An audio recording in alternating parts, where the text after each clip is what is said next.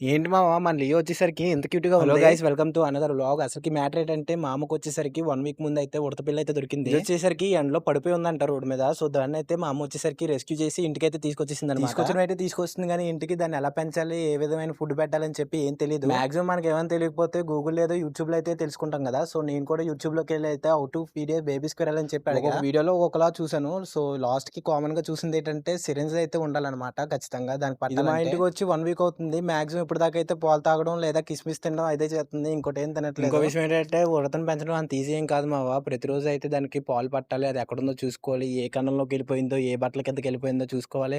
అబ్బా! పెద్ద తలనొప్పి మావ అదంతా. ఇది మామూలు కాదు మావ. దీనికి ప్రతిరోజు అయితే మసాజ్ చేయాలి. మసాజ్ చేయకపోతే దానికి ఆ రోజు నిద్ర పట్టదు. ఇది స్టార్టింగ్‌లో తీసుకొచ్చినప్పుడు అయితే అసలు నడిసేది కాదు. ఒక దగ్గర ఉండిపోయేది. సో, దీన్ని ఎలా బయట ఉంచేస్తే సేఫ్ కాదని చెప్పి ఒక కార్డ్‌బోర్డ్ బాక్స్‌కి హోల్స్ అయి పెట్టేసి దాంట్లో అయితే ఈ మధ్యన ఏంటో తెలీదు ఇది యాక్టింగ్ బాగా చేసేస్తుంది. ఇప్పుడు కూడా చూడండి వీడియో తీస్తుందని చెప్పి కెమెరాకి పోజ్ ఇస్తుంది. అలా ఉందన్నమాట దీని పని. ఇంకోటేంటంటే లియో కన్నా ఇంకేమైనా మంచి పేర్లుంటే కామెంట్ బాక్స్‌లో అయితే చెప్పండి మావ. దాన్నైతే ట్రై చేద్దాం మాక్సిమం. ఈ రోజుకైతే ఇంతే మరి. నెక్స్ట్ వీడియోలో కలుద్దాం. Bye bye.